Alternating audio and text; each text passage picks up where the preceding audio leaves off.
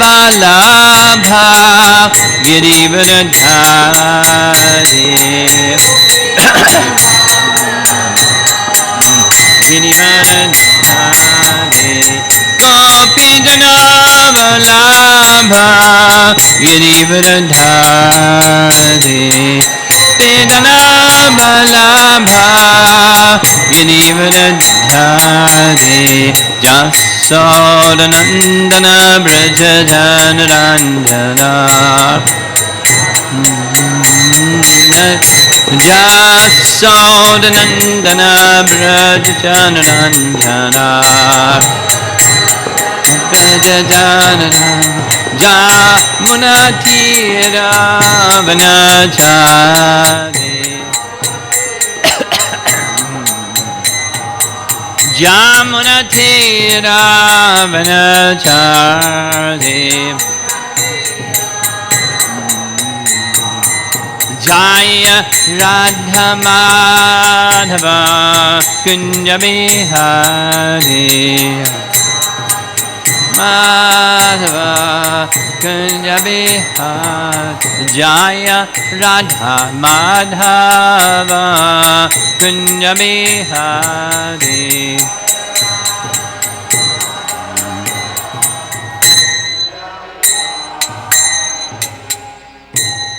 Jai Om Vishnu Pad Paramahamsa Parivedagacharya Astatara Satasi Simbad His Divine Grace Bhaktivedanta Swami Srila Prabhupada Ki Bhakti Vaishnavrinda Ki Kishore Kishori Ki Bhaktavrinda Ki Janyatai Gaur Premanandi. All glories to the assembled devotees, all glories to Sri Guru and Sri Gauranga.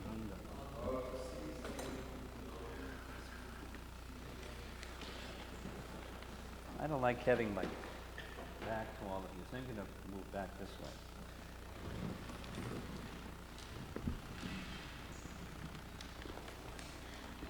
Now I'm going to have my back to some of you.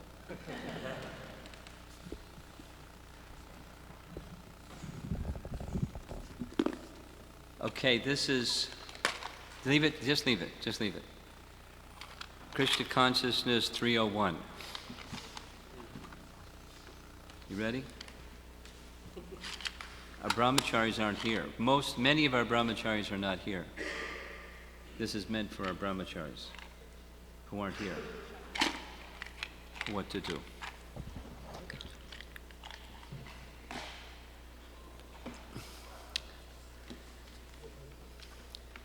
As some of you may know, I've been speaking a bit of late from Tattva Sandarbha because I'm beginning to prepare for a presentation on Tattva Sandarbha over the Thanksgiving weekend. And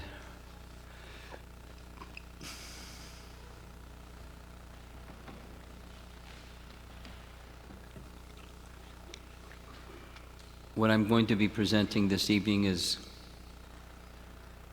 just a small section from this small little book that's Tattva Sandarbha. And it's a little background. Tattva Sandarbha is part of 6 Sandarbhas, formerly called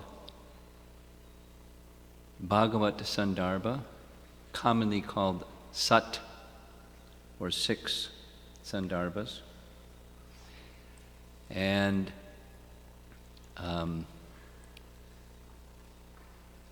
someone asked me the other day, what's the meaning of Sandarbha? The literal meaning of Sandarbha, it's a particular type of literature.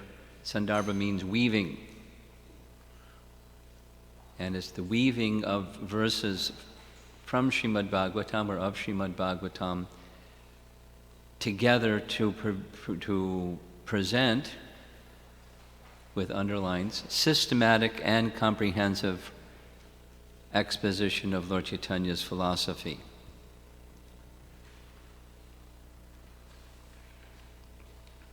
Don't kick over that thing.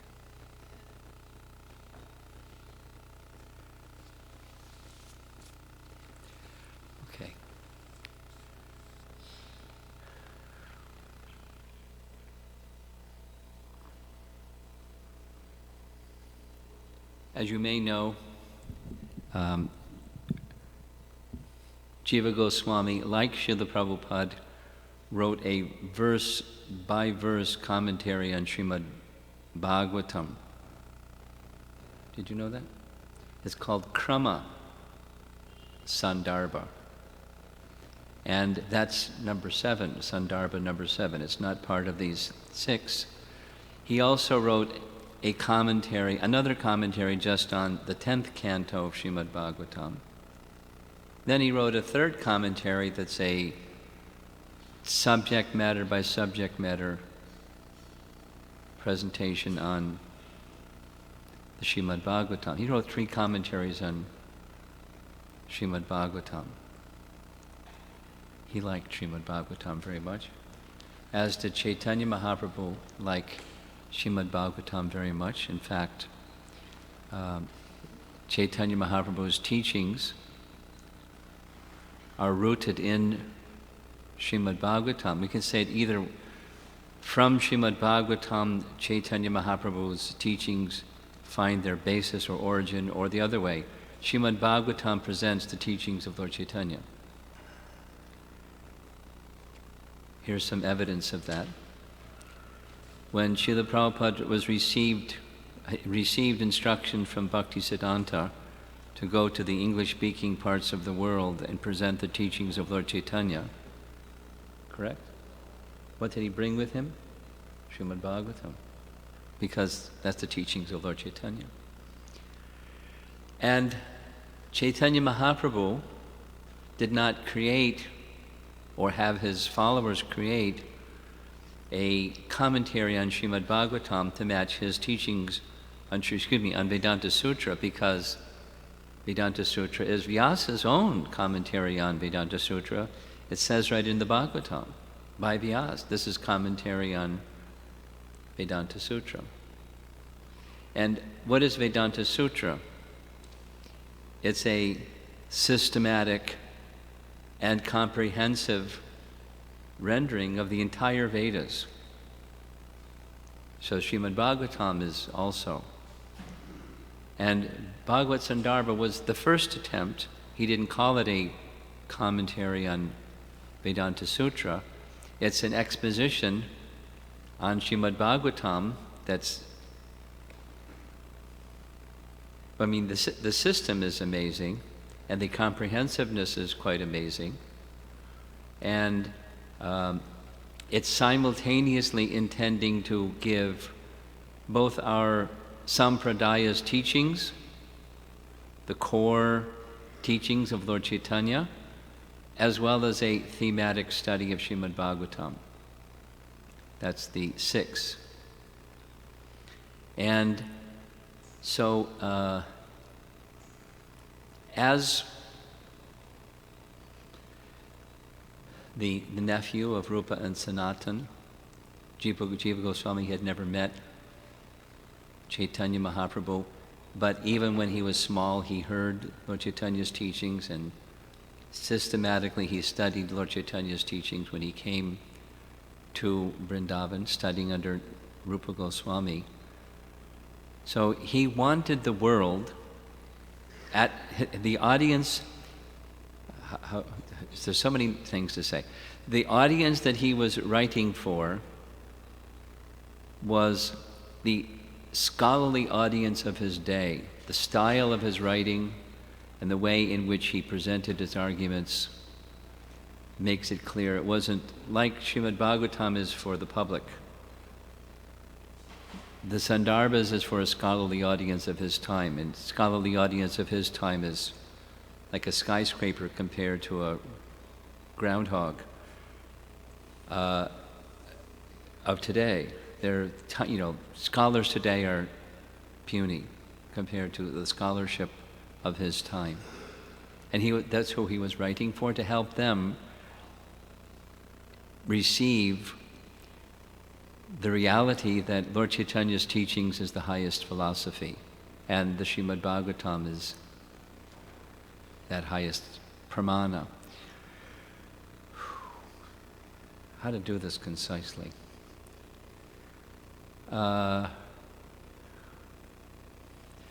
Well, we'll do it this.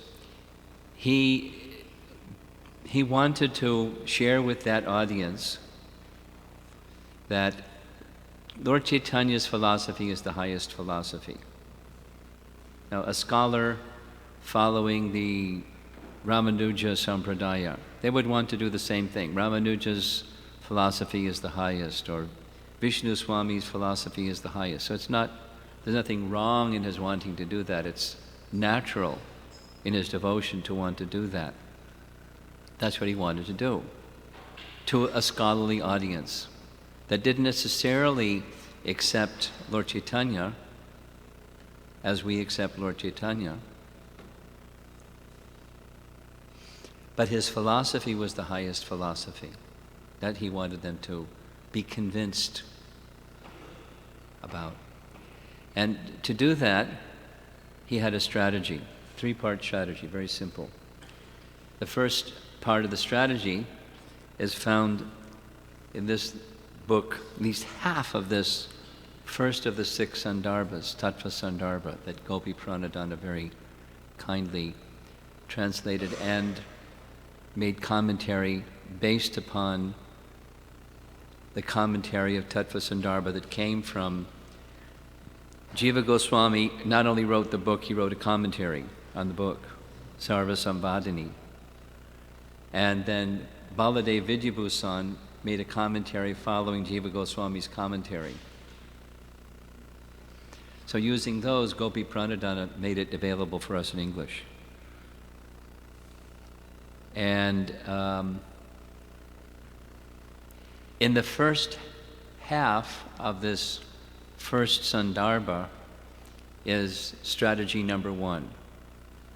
Srimad Bhagavatam is the highest pramana. What does pramana mean? Pramana means means of knowing something, or evidence. You've heard that word before? Pramana? The English word is even niftier sounding. Epistemology. Woo woo. You've heard of that word before? Epistemology? You've heard it. Don't know what it means. It's the means of knowing something. So, you know this from Ishopanishad. There's direct sense perception, there's logic and reasoning, and then there's scripture. 3 evidences or pramanas. Pratyaksha, direct perception. Reason and logic, anuman. One might think they know something. There's a mountain, there's smoke coming from the mountain. Deductively, there's a fire on the mountain. There might be some other cause of the smoke that's on the mountain, but there's a fire on the mountain. Well, you know, the classic, all men are mortal. Anyway, without going into. Then there's Shabda. That Shabda, it's described in more detail than I'm going to go into here. There's different kinds of Shabda. You know, there's worldly Shabda, like, you know, it's a reliable source of knowledge is Shabda. So like if I want to know if my flight is on time, I'll call the airlines. They're the authorities on whether their flight is on time or not. I don't go ask the garbage collector, is the American Airlines flight going to be on time today? I ask, you know, there's an authority for different things. So that's a Shabda, but there's worldly and there's otherworldly. Aparusheya is otherworldly, beyond the human fallibilities, is aparusheya Shabda. So the Vedas are the best pramana, and amongst the Vedas, Srimad Bhagavatam is the best, and that's what's the first half of Tattva Sandarbha. And then the main part of Tattva, so the rest of the Sandarbhas, including the second half, which is called the Prameya section. What does prameya mean? Prameya means through the valid source of knowledge, what is knowable, what is to be known, the object of knowledge, prameya. So the subject matter of Srimad Bhagavatam is what? It's Bhagavat Purana. It's the history or the description of the Supreme Personality of Godhead, Bhagavan. Bhagavat Purana. So, Jiva Goswami's strategy is, part 2, Srimad Bhagavatam is the highest pramana, and that Srimad Bhagavatam is teaching Lord Chaitanya's philosophy. And he goes through step by step by step by step in this systematic and comprehensive manner. And then the third strategy, well, it's like A equals B and B equals C, so A equals C. Sri Chaitanya Mahaprabhu's philosophy is the highest. That's his strategy. So we're going to be discussing a little section in here, because once 1 is done and 2 is done, therefore 3 is established. So,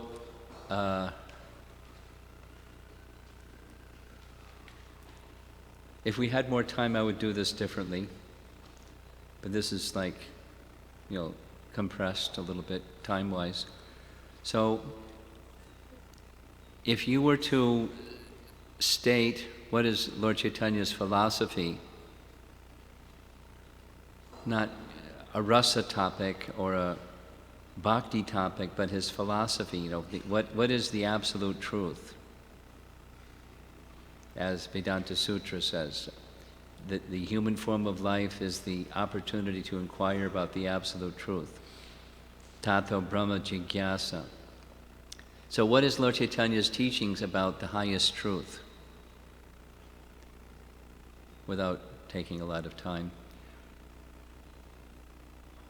The highest truth is a person who's replete with all potencies.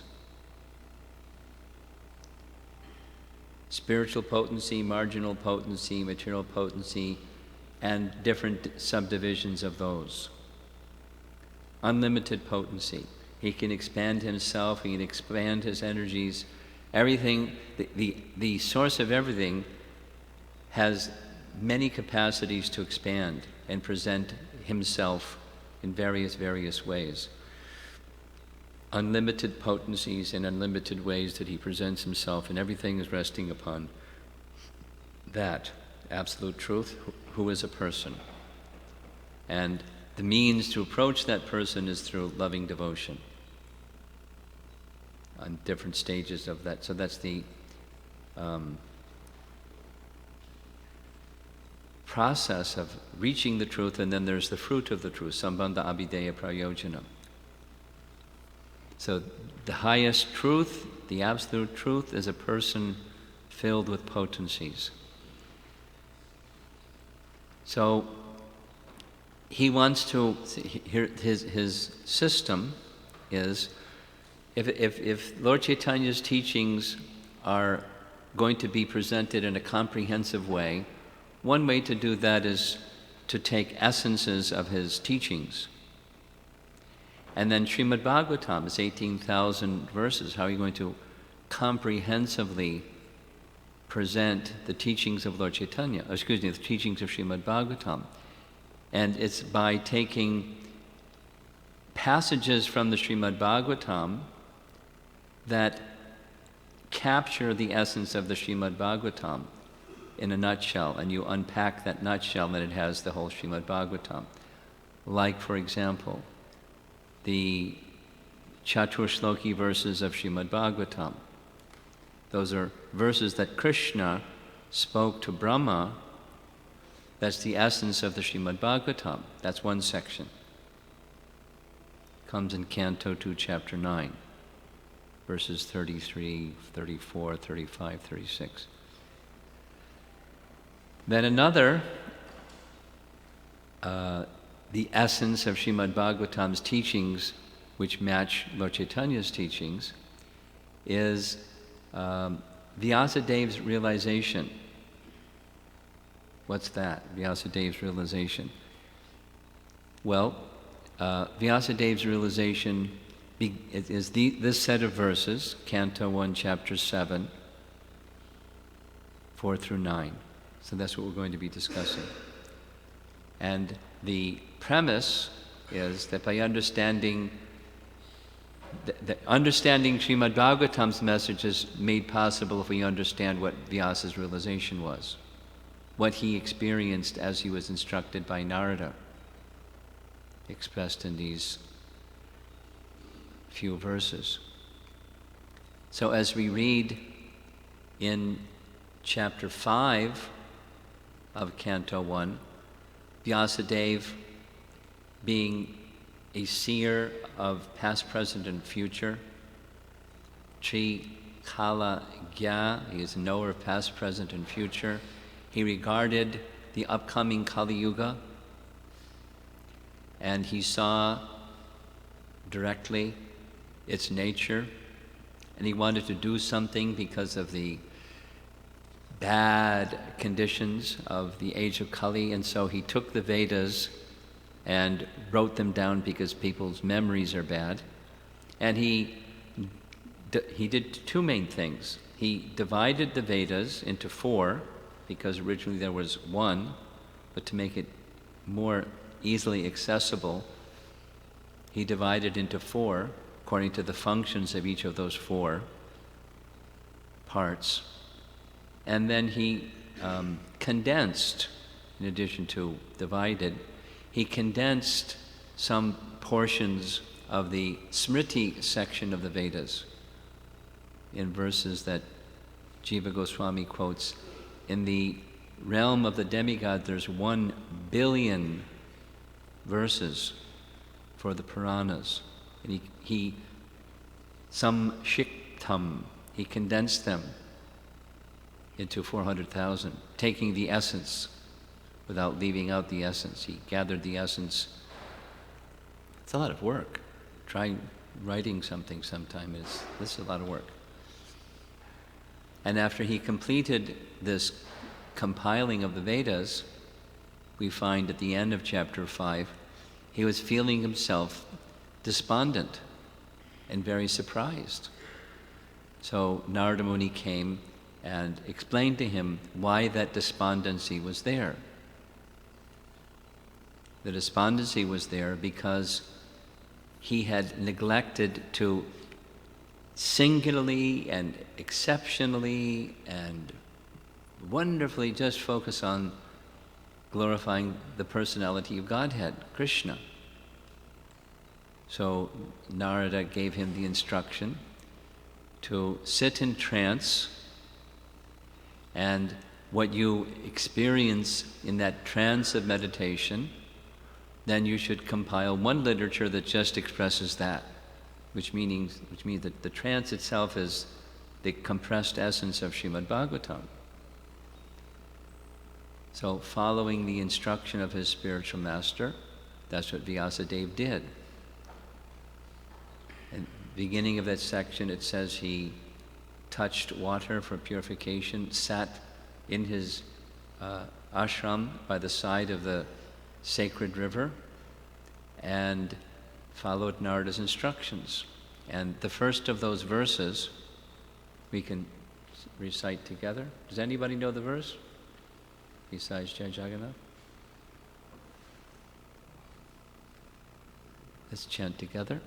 Bhakti yogena manasi samyak praniyate male apashyat purusham purnam mayam cha tad apashrayam.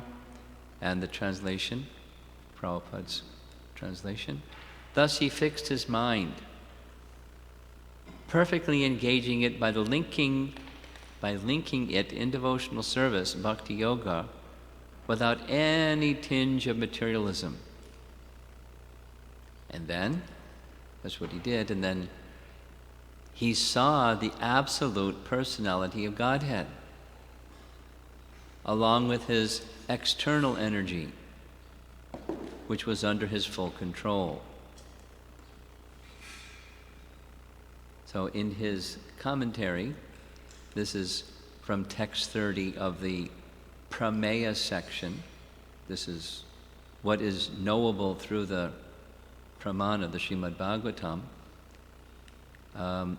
He takes the terms, so Bhakti Yogena, Manasi, then he's going to do Pranihate and Purusham Purnam, one by one. Bhakti Yogena indicates with pure love of God. This is the translation taken directly from Gopi Pranadhana's book. This is the conventional meaning of the word as used in the following verse. My dear King, the Supreme Personality of Godhead, Mukunda, sometimes grants liberation to those who are engaged in getting his favor, but he rarely grants bhakti yoga, pure love for him. So the Sanskrit indicates very clearly, pure love for him is the meaning of bhakti yoga. So this is indicating, this is a qualification or a requirement, a standard that was carried by Vyasadeva, a prerequisite for his realization. This pure state of bhakti. Bhakti yogena manasi, the mind completely absorbed in this way.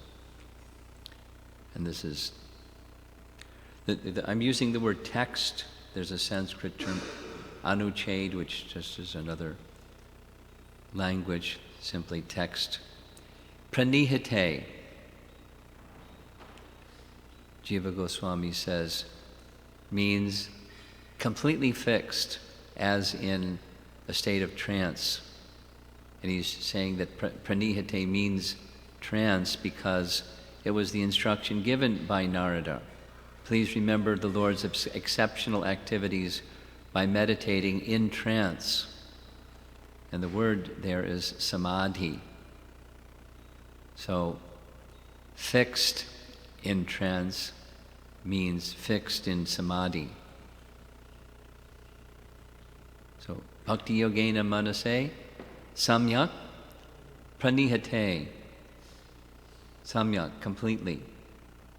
completely absorbed in trance. Amale means without material, without no trace, no tinge of material contamination. This was Vyasadeva's status. So again, the qualifications, amala, this is from Gopi's commentary. His mind was pure, free from material motive, and free from attraction to sense enjoyment. That was his quality, and then he fixed his mind in unalloyed devotion to the Supreme Lord and in a total state of trance. Then the verse indicates what he saw. He saw a pashat.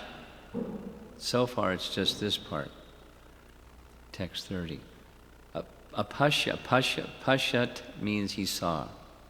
Purusham Purnam. So now we're going to hear what he has to say about Purusham, what he saw. Purusham Purnam. The absolute person, or Purusham Purnam, Jiva Goswami says, indicates the original personality of God, meaning Bhagavan. He saw Krishna, not his Paramatma feature or something else.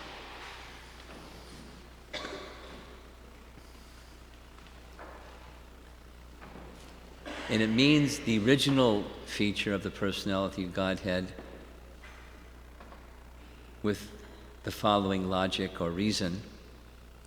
the word complete, or purna, purusham purnam, can be understood here in its ultimate sense, free from all restrictions. We're going to spend some time on this. Restrictions has to do with this term upadi.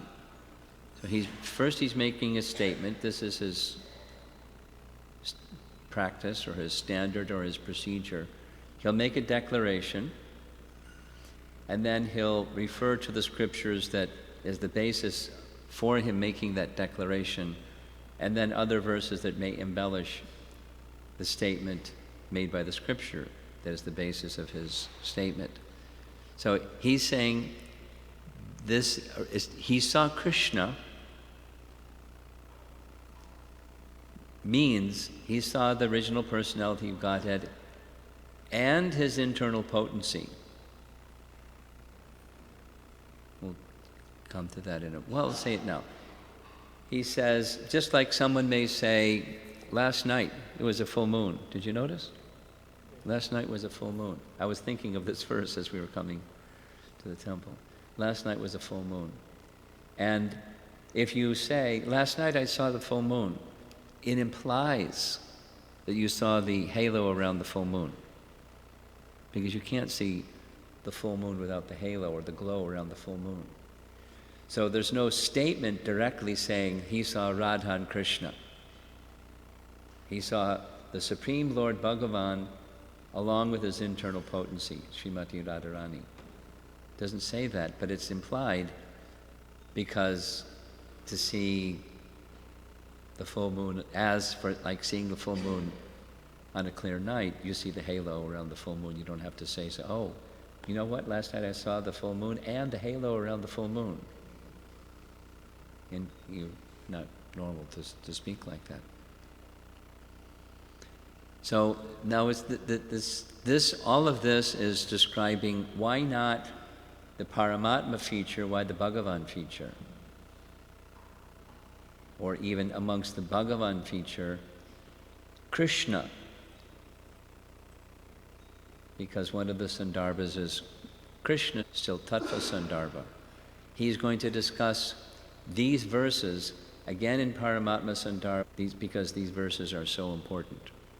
So, he refers to a Padma Purana verse for supporting evidence. That is, he saw the Bhagavan feature free from all restrictions. And the verse from Padma Purana, quoted in his Gopi's text, both the word Bhagavan, or personality Godhead, and the word Purusha, Supreme Person, refer in their literal, unconditioned sense to Lord Vyasadeva, the soul of all beings. Okay, so what's he doing? Both Bhagavan and Purusha. Here it's Purusha, Purna Purusha. Both terms refer to Krishna. But then he makes this distinction in two verses from Srimad Bhagavatam. One who desires sense gratification should worship the moon. One who desires nothing of material enjoyment should worship Purusha Purna.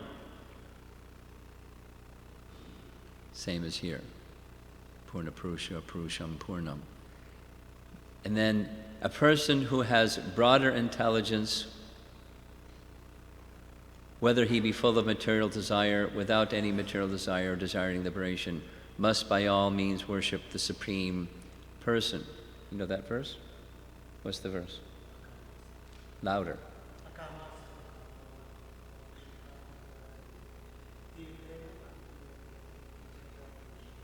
Very good. There's the translation. That's 2:3:10.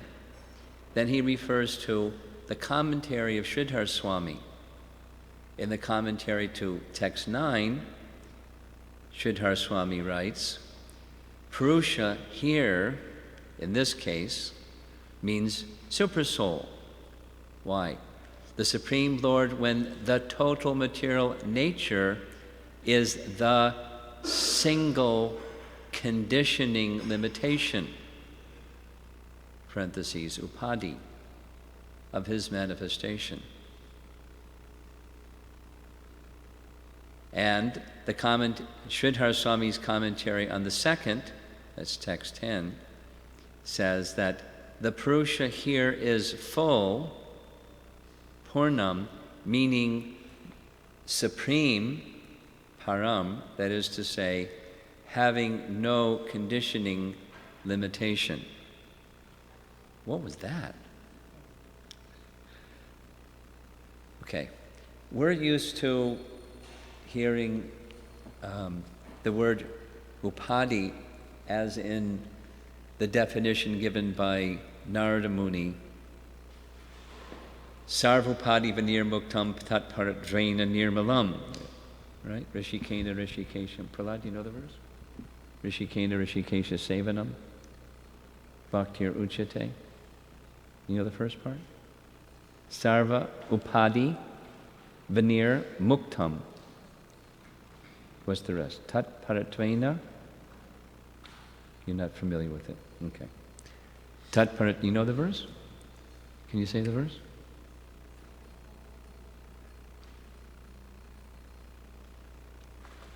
Very good. So, for us, upadi is the body, or gross or subtle. So the body, the upadi might be, I'm American, and someone else is Indian, and someone else is African, and somebody else is purple and pink and yellow. So, the body designation, type, or I'm American, I'm Russian. Those things are what we commonly understand as upadis, a designation of who I think I am, as opposed to who I am. Right? We're familiar with that one. So now, how does that term apply to the Supreme Lord? Answer. The term Purusha, like as in Purusha avatars. Himanshu, what's the Purusha avatars? Those who have the full manifestation of the divine. Purusha avatars. There's 6 categories of avatars. There's Leela avatars, Shaktivesh avatars, Manvantar avatars, and there's Purusha avatars. What's the Purusha avatars? Purusha avatars. The forms of Lord Vishnu.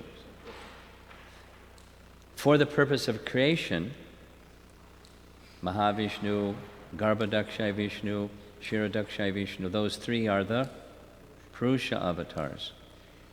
And their restriction or their limitation or the single feature that makes them in that category is their function in relation to creation. That's the Purusha avatars. So they're not unlike us, where we become conditioned by thinking of the covering of the soul. The Supreme Lord doesn't have a covering, but the Purusha avatars have a function. They're expansions, or more specifically, they're portions of a plenary portion. They're the category of kala. You've heard that language before. It's a little bewildering. Portion of a plenary portion. It's Lord Vishnu who, his function is, he involves himself with creation, although he's not contaminated. There's no contact with matter, but it's a specific function of his. So Sridhar Swami, who Lord Caitanya accepted as the authority in the process of creation, or this upadi, the next slide is all about upadis too. You'll see some more. Whereas in the next verse, text 10, it's the Purusha here is full. You get what he's doing? Here's the Padma Purana saying both Bhagavan and Purusha refer to Vyasadeva, the soul of all beings. So the soul of all beings, that's super soul. Vyasadeva feature, the Lord of the heart. But in this case, in text 10, he's referring to, the same speaker is referring to he who has no conditioning limitation or no upadis and thus full. And that's this, Purusham Purnam. We'll come back to this, but just go on a bit further on the term upadi. So, from the commentary, and you can look this up in a Sanskrit dictionary if you like, a superimposition which apparently limits and defines an object. So like for us, it's the body. For the Mayavadis, they use, at least one group of Mayavadis, they use this language of a pot. There's the sky, and then if you have a clay pot, you can close some portion of the sky in the cavity of the clay pot. But actually it's sky, and all there is sky. And break the pot, and the sky that's in the pot merges with the sky that's around the pot. So their idea is you give up the designation of body, and not only you give up your conditioning, but you give up even this false notion that there's such a thing as a jiva. It's really weird. There's no Hare Krishna. So, a limiting or restricting factor in Sarva Samvadani, which is Jiva Goswami's commentary on the Sandarbha, on Tattva Sandarbha, he uses this example of a crystal that doesn't have any color, translucent. You know what translucent is? Clear, right. So if you have a red rose next to a translucent crystal, and you look at the crystal, it may look like the crystal is red. The redness of the crystal is an upadi. The crystal isn't red. There's a rose next to the crystal, and the crystal looks red. So that's an upadi in relation to the crystal. So what's, now back to the previous, this slide, what's the upadi or designation or conditioning limitation or suppressing the Bhagavan feature? That word is used. Suppressing the Bhagavan feature is the personality of Godhead interacting with, not directly contacting, but engaging in the function of creation. That's the upadi of the Supreme. And so the Supreme that is free from any restriction or limiting condition, that's what Vyasa saw. He saw Krishna. Because he's going to write about Krishna. That's what he was told to do, to write about whatever is in his realization. So he writes about Krishna. And the implication is he saw Radha and Krishna, or Krishna and his internal potency. So that's this Purusham Purnam. What's the verse again? Apashat Purusham Purnam. Then he saw Maya. Mayam Cha. So he saw Krishna, he saw his internal potency, and he saw Maya, who was Tad Apashrayam. Tad is a pronoun. And Apashrayam, or under the shelter, under the control of Krishna. Maya is under the control of Krishna. This is from the Jiva Goswami's writing and Gopi's translation. It is said, quoting from later on in the same chapter, "You are the original personality of Godhead who expand yourself all over the creations and are transcendental to the material energy. You have cast away the effects of the material energy by dint of your spiritual potency. You are always situated in eternal bliss and transcendental knowledge."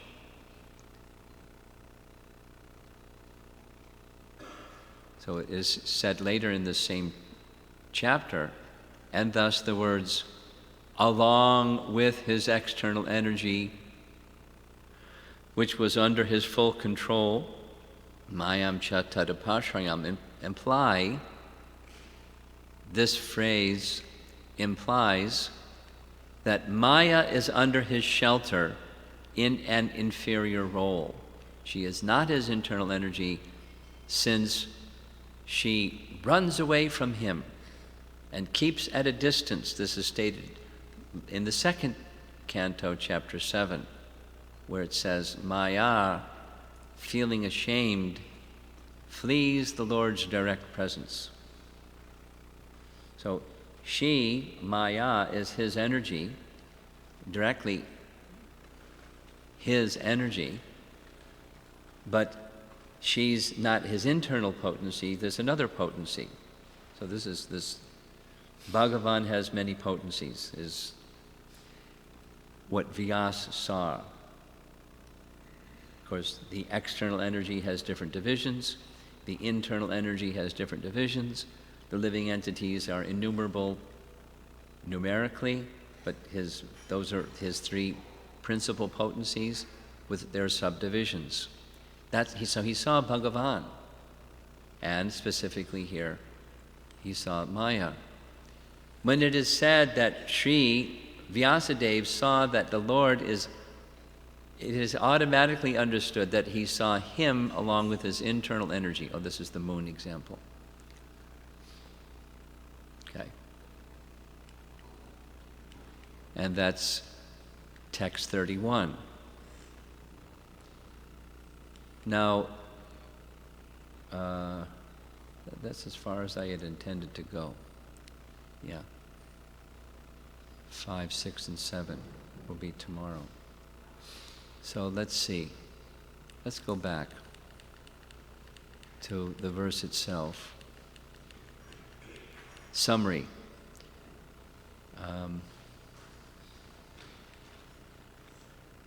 In his Sandarbhas, Jiva Goswami wants to present in both a systematic, not a random, but very, very systematic and comprehensive manner. Just like, sometimes there's commentaries on a subject matter within the Bhagavatam. Like Rupa Goswami does this in his Laghu Bhagavatamrita. He wants to talk about Krishna, so he talks about Krishna. And to talk about Krishna, he speaks of the Krishna's expansions and the various features of avatars. It's Krishna Katha. It's very, very wonderful. Or maybe writing on some pastimes of Krishna. Some of the acharyas may write like that. Or the science of bhakti or something. But comprehensive, that's voluminous, mammoth. But he wants to do that with these sandarbhas, and in a systematic fashion. And he wants, going back, he wants to show that Lord Chaitanya's teachings is the highest, so he starts with Srimad Bhagavatam is the highest, and then, it's a much bigger task, Srimad Bhagavatam is teaching Mahaprabhu's philosophy. So what's Mahaprabhu's philosophy? Take a look at Srimad Bhagavatam and see if it's a one-to-one match. And it's a one-to-one match. So one of the ways to do that is sections of, not all 18,000 verses, that's another commentary, just sections of Srimad Bhagavatam that present core essences of the entire text. So Vyasadeva's realization is one of them, and therefore he several times selectively goes through Vyasadeva's realization to indicate core message of this is what the Bhagavatam says, which is the same as what Lord Caitanya taught. So now, again, Bhakti Yogena Manasi, Samyak Pranihate Malay, Vyasadeva's taking the instruction of Narada. He wasn't motivated by something of anything of the material world. He was fixed in complete samadhi as he was instructed to do so. And then he had a vision. He saw Apashat Purusham Purnam, he saw Krishna with his internal potency, and he saw the external potency, Maya, that was under Krishna's control. And tomorrow we're going to find out what else he saw.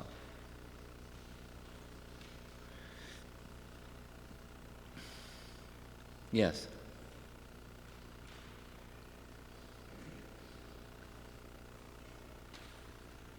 Hare Krishna. I wrote it down, Maharaj, so I wouldn't speak fast as I got to the end of the question. So to better understand more deeply what Vyasadeva saw, what I want to understand is when we say Vyasadeva fixing his mind in Bhakti Yoga trance, was it kind of like the samadhi of, say, a perfected devotee who meditates on different personal interactions with Radha and Krishna in the spiritual world? Or was it more like a static meditation on the divine couple? What we find in Srimad Bhagavatam tells us what he saw.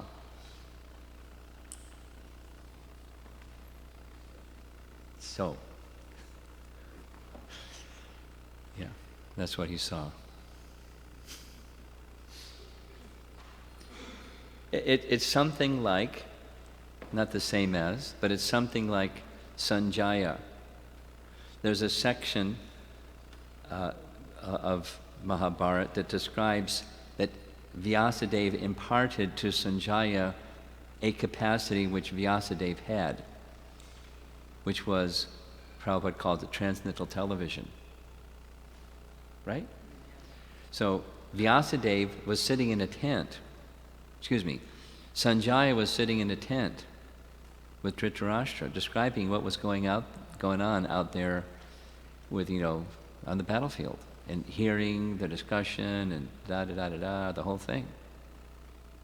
He had a capacity that Vyasadeva had. Vyasadeva had the capacity to see Srimad Bhagavatam. Similar to another, for example, is Valmiki. He saw the entire Ramayana, he wrote it down. No, to say in an essence, Apashat Purusham Purnam, what did he see? He saw the whole Ramayana. Before it even happened, he saw it.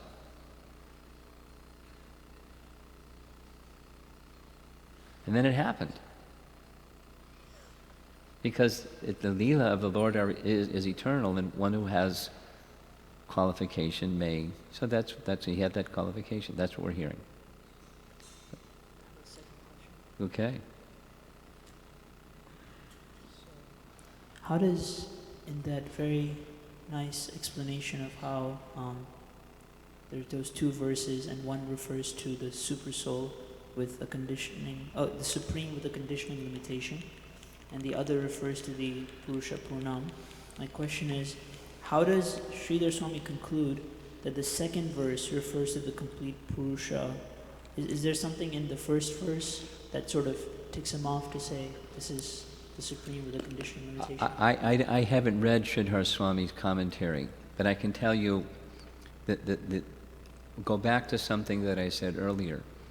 The audience that Jiva Goswami was addressing was a highly highly, highly educated audience.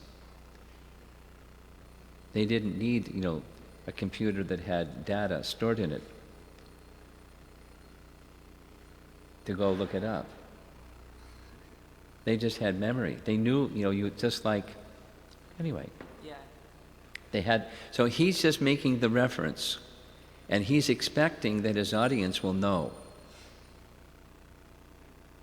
So I don't know. I'm not his Jiva Goswami's audience that knows, Sridhar Swami's commentary on these two verses and what is it about his commentary. It's in his commentary. He's just making reference to it.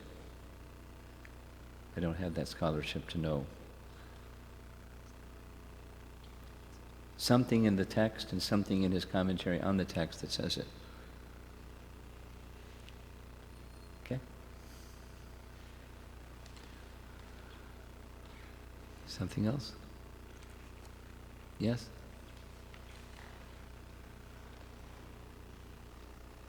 One time when we were out on book distribution, a drunk person, A drunk person. he approached us, or we approached him, and he challenged us to explain your philosophy in one sentence. And That's still challenging. I mean, if we had more time, you could just, raise your hand and say something, Achintya Beta Beta Tattva. It's an essence of Lord Chaitanya's philosophy. But, what does that mean? And what makes everything simultaneously one with and different from? Well, there's a source of everything, and then there's everything that comes from the source. So everything that comes from the source is one with, but not the source of everything, and therefore different from the source. But even more is that source is a person. So, in short, in a nutshell, my dear friend, nice to meet you.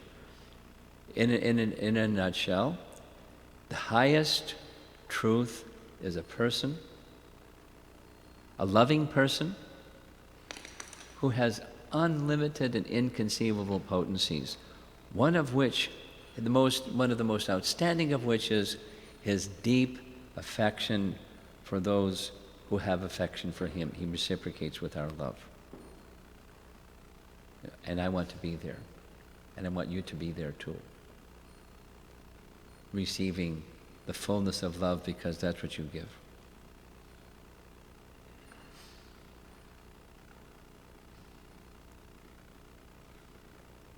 Who knows what he's going to say back? I'll drink to that.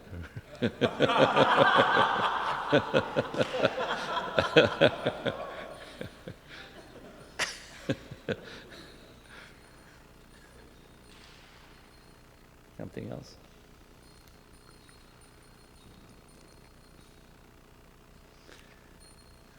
Too much philosophy, huh? Anyone?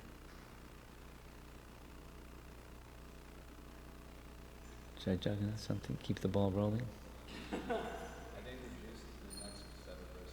Should I go to the next set of verses? Well, I'll do this. I'll invite you to look at the next verse. Let's chant the verse together. Yaya samohito jiva atmanam trigunaatmakam paropi manyute anartam tatkritam chabipadyate. Translation, I'll read. Due to this external energy, the living entity, although transcendental to the three modes of material nature, thinks himself as a product, a material product, and thus undergoes the reactions of material miseries. So you can read Prabhupada's purport, look at the word for word, and get ready for tomorrow's class. Srila Prabhupada ki jai.